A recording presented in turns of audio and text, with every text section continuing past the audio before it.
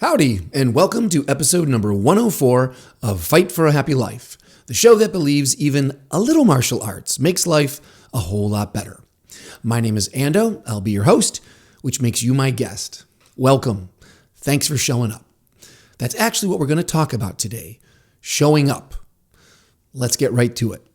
Comedy writer, filmmaker Woody Allen has a quote that's been attributed to him, and it goes something like this. 80% of success is showing up. 80% of success in life is just showing up. In other words, participate. Participation. Now, I have already made a video called the One Move Workout that basically offers up this exact same sentiment. And it came in response to all the emails I get with people who say they don't have time to work out, or they're too old, or they're injured, or they're losing motivation, and they just don't know how to set up a workout. And I would always tell them, just do one move. Even just do one move one time. Because if you do that first move, you're likely to do the second move. And if you do a couple of moves, you'll probably do a set. And if you do one set, you'll probably then keep going and do a second set. One thing will lead to another.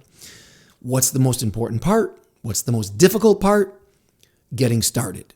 So really, even in fairness for that video or that idea, before you can do the one rep, before you pick that one exercise, you have to show up. Go to the gym, go to your martial arts class, go into that part of your home where you work out, and get there first. Just get there. Then you can move on to the first exercise and first rep. So participation is really what it's all about. Just showing up. Should you get an award for that? Now we're into kind of a controversial topic. Participation trophies. If you talk about participation trophies, you'll find a lot of people immediately roll their eyes and say, ugh, that's the reason for the downfall of Western civilization. Every child feels like a winner or is made to feel like a winner. There's no such thing as first, second, or third place. Everybody's equal. Giving everybody a trophy for everything is a scourge. All right, well, I've worked with kids for a long time, and I've handed out participation trophies, so let me offer my point of view on that subject. Any idea is good or bad based on how it's executed. That's my opinion. Any idea can be good or bad depending on how you do it, how you run it. For instance, martial arts. How do you feel about belt ranking?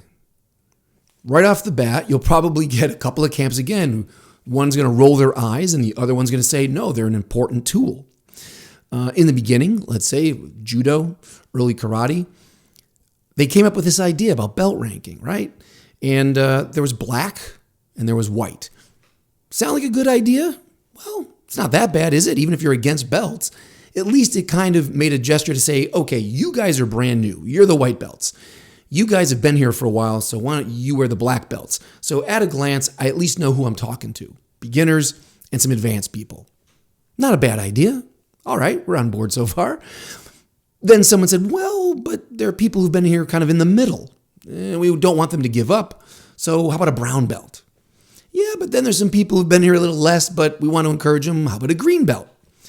And then so on and so on. And over the decades, not just in this country, yellow, orange, blue, red, purple, polka dot, camouflage, gold, silver, you name it. Now, is that still a good idea? What about adding stripes? It's not enough that you have all these colored belts. Most schools, many schools, put stripes on those belts. 1, 2, 3, 4, 5, many. Right off the bat, you might walk into a school, maybe they have 10 different color belts, and each one has 3 to 5 stripes on it. So now how many ranks, I'm not a math guy, but it seems like right away now you have 30 to 50 different rankings in that school. Is that still a good idea? I'm not here to judge your school or your beliefs. I'm just pointing out that an idea can be as simple as 2 belts or as complex as 50 belts. Good or bad? I think it depends, again, on how it's executed. Is there meaning behind each one of those rankings. Now, like I said, I've handed out back to participation trophies. I've dealt with the extremes, and I'll give you those two extremes right now. Let me give you the crazy one. Yeah, I'm gonna say this mom was crazy. Here's an example of the worst side of participation trophies. In the school, running a tournament. So usually a limit of 12 to 15 kids, something like that. So we put up the flyers, hey, participate in this tournament. And this is for kids 4 and 5 years old. 3 days out from the tournament date, only 2 kids have signed up. So what we typically do is say, well, that's not much of a tournament. Let's postpone it until we can get some more signups. No problem. So we postpone the tournament. Next day, get a hot call from a mom. This will be the crazy mom.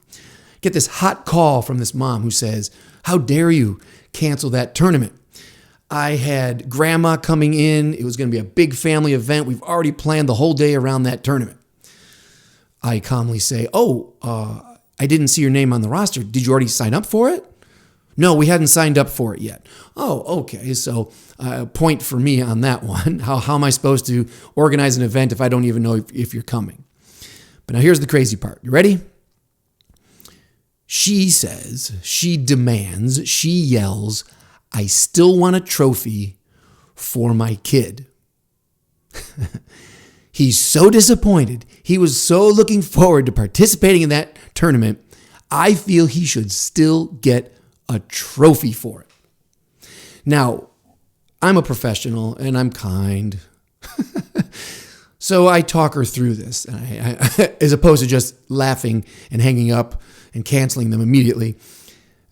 What are you talking about? The kid's 4 years old. You're telling me, I don't believe for a moment this child is sitting there, can't wait in the future, days away, anticipating the event and participating and getting a trophy, and grandma's proud of him. I don't believe any of that for a moment. This is a mom from her heart wanting something for her child that she believes will make him feel great. Again, I'm not saying bad mom. I just think in this case, a little crazy, not seeing the bigger picture here. The crazy part being awarding a trophy, not just for participating, but for not participating, for sitting at home doing nothing. And then can you imagine that presentation of being handed a trophy and the kid looking up and like, well, what's this for? Oh, the tournament that we were going to do? No, I don't remember, Mom. He's got a deep voice. Anyway, that'll be the one extreme of absolute nonsense, bad execution. If you give that kid a trophy, that is badly executed. Terrible idea. Let's go to the other extreme for a second. Let's say the school's got 200 kids in it, and you have this opportunity for a tournament. Selling them out, not always the case. Let's say you get 8 kids out of 200 who show up. And again, these can be young kids from 4 to 10. And let me be clear, when you have children working with you, under you, many of them are terrified at stepping into a tournament situation. Crying, fighting with their parents in the car, won't come out of the car. Maybe they come into the school, but now they won't put their uniform on. Maybe they won't step into the dojo. Maybe they step into the dojo and then they have a meltdown and start crying. Maybe they participate in 1 or 2 events and then have a meltdown and have to be escorted out of the building. What do you say to those kids? They did the hardest part in my mind. If you're a 4-year-old, a 5-year-old, up to 10, whatever. It's not easy to get out of your house, the comfort and security of your bedroom, put on a uniform, drive across town, show up to an event, be put on the spot, perform, do this, do that. There's clocks, there's measurements, there's clapping, there's all kinds of stress from competition. Shouldn't there be something to offer that human being to let them know, hey, we celebrate the fact that you showed up. 190 other kids said, no way, we're not going. Even if you excuse the ones who were playing soccer or had other family commitments, I get that. But still, my point is the vast majority choose not to participate.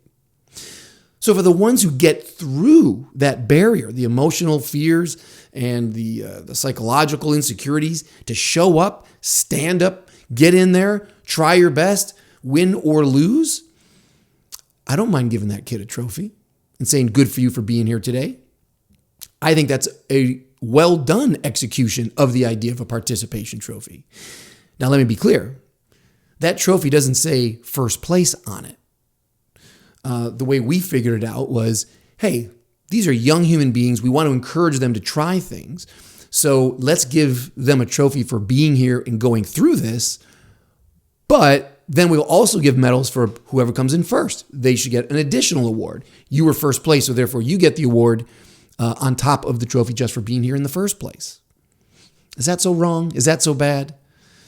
In my opinion, that was a healthy way to explain an award. And that's the key here. In the case of participation trophies, in this subject of participation in general, you have to be clear about why you're giving the award to someone. What is this for? If you give a trophy to anybody, but particularly the young, and say, you're a winner, you're equal to everybody, we're all the same. Well, no, that's not true. That's a lie. And that will blow up in someone's face at some point. Then it does become entitlement. It does become a false sense of confidence and competence. That doesn't make sense. But if you say, this is because you were here, you left the comfort of your home, you stood up to your fears, and you participated today. That's a big deal because most people didn't. Most people did not answer the call. So we're proud of you just for that. And believe it or not, they will still cry if they didn't win, and that's fine. That's the emotional journey. Now they have to, oh, well, you got a medal. Because most human beings, if one person gets something, we all want something. So when you have that extra tier of, well, you weren't the fastest person today, or you didn't do the most reps of something, well, that's why he got the medal. They still get the life lesson if you execute this well. All right, that's my point. The big thing is, I believe it's totally proper to encourage people and award people, not just for being number one, but for participating, for effort in life. That's ultimately going to be more important than always winning, because we don't always win. We're not all number one. That's a small number of people. But if the alternative is don't participate, don't even try because you're not great, because you won't be a legend at this, then why would anybody do anything? If they haven't understood the great feeling that you get just for participating, that is something joyful. And if in the beginning you need a little outside extrinsic reward to make you see how cool it is and you get something for it, then I think it's hard for some people. They get that first experience, they got nothing, they just feel like they lost, and then it's done. Maybe they don't want to do it next time because not only did they have a hard time getting there, now they feel humiliated. Yeah, it's a good lesson, don't get me wrong, but that's a secondary lesson. The first lesson is good for you for putting yourself out there, man, because that's not easy. All right, so one category, since I'm on this topic, one category of participation that should also be celebrated, I think, is creation of any kind. This reminds me of a quote from another comedy writer, Steve Martin. You know him. And I don't recall the exact wording of this, but this was the idea. This was at the time when he had a movie come out called Bowfinger's Big Thing. I was actually an extra on that movie. You can't see me, but I was on the set for a day. When that movie came out, there were plenty of bad reviews for the movie. And typical, that's normal. But what I loved was his response. I heard him in an interview, and he said, gee, I thought the movie was pretty good, considering that when I started, it was just a blank sheet of paper. Now, isn't that great? I think that's fantastic because people just take that creative process for granted. Once again, it's not easy to create something, whether it's making a video, writing a song, getting up on stage to perform a poem, to start a business, to start a family, to start a new job, starting a class in martial arts, starting anything, creating a new career path. It's not easy to create and put yourself out there in that way, like a tournament. Creation is difficult. So you take for granted that, oh, well, someone had to, of their own volition, sit down, face that fear, face that insecurity, put something down, and then share it and say, look what I've done. Look what I've created. And particularly a movie, which takes years to put together, right? And spends millions of dollars and employs all these people. And some jokes work, some don't. And they put this whole thing together. And after years of work and thinking, and you put it out there, and then some person who just sees it for an hour and a half just goes, no, I don't like it. It's no good. It stinks. Like, well, wow. So you just completely devalued the entire creative process that it took even just to put this in front of you. That's not cool. So that's another point to think about. The encouragement of the participation, the encouragement of creation. Because we're not here for very long, my friend. I think those things should be celebrated and encouraged. Now, don't get me wrong. I'm older now, right? I'm 51. When I was younger, I was a critic. Don't like that. That's ridiculous. That's stupid. And now I see, though, as I've gotten older, what's really important. When I was young, I just thought, oh, if it's not the best, it's no good. If you're not number one, I'm not interested.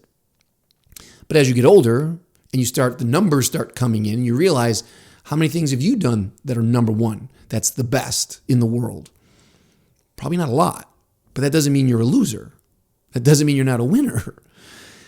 It just means there's only a few of the best, and that's subjective largely, unless you're the fastest person alive or something. That's measurable. So, but as I got older, I realized that's what I should be respecting. Someone's initial effort and then their continuation. And the one example that always pops into my head is Barry Manilow. You know Barry Manilow, the singer, performer? When I was a kid, it was very fashionable to make fun of Barry Manilow. He was very successful, singer, songwriter, performer. But it was just pretty, compared to the pop artists and the people who were cool on MTV, Barry Manilow or even Neil Diamond or Tony Bennett before he had his Renaissance period, these people were made fun of. And then one day, I'll never forget, I was late 30s and just flipping around the channels, and they had a Barry Manilow concert on.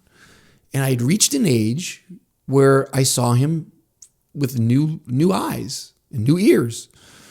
And I said, well, look at this guy. His voice isn't so bad. That's a pretty darn good song he just sang. And he wrote that. And he's still doing this, and he still loves this after decades. He's still going. Good for you, man. That's awesome. And then immediately, Neil Diamond, unbelievable. Look at this legacy you've been creating all this time, even though you have your critics and ups and downs, but you're still going, doing what you love when the life could be so cruel and try to stop you in so many different ways, and you're still going? Not right now. Tony Bennett, I believe I just saw him. He's 92, I think, with Alzheimer's. Just performed maybe his last concert. He's still going. Still sounds great. But even if he didn't, he's up there on that stage and he's doing something he loves. And at some point, that's what you have to celebrate. And you clap for it. And that's a form of a trophy. You say, good job. I'm going to clap for that. I'm going to tell people that I think you're cool. I'm not afraid about that. I don't care what anybody else is saying. Well, he doesn't sound that good. Oh, he's pretty old. Oh, how sad. Shut up. Shut up. What are you doing? And what will you be doing when you're 92 and suffering? Will you still find joy in your life? Are you still going to be creating and doing and sharing? Hope so. That's the point of what I wanted to say today. That's the point. Show up. Create. Do. Join. Start. Take that first step. Don't worry about being number one. Don't worry about being great at it. Don't worry about the success. The success is starting. If you let the critics stop you, whether that's the critic in your own head or the critics outside, they win. They win. You'll never even come close to a success in any form, on any level, if you listen to the critics and the fears and the insecurities and the doubts. It just doesn't work that way. You got to get up. You got to get out there and do it. And celebrate it. How do you feel when you see someone in their 50s or 60s join your dojo? It's just starting karate or BJJ for the first time, and they're older. Now, honestly, like I said, when I was younger, I would think, ugh, what a drag. I hope I don't have to spar with them. I don't want to break them. Or, wow, they're going to slow me down. I'm on a path to greatness here. I'm trying to be number one. And this person clearly will never be number one. This is a waste of time for them. Why are they even here? What a jerk. What an immature attitude.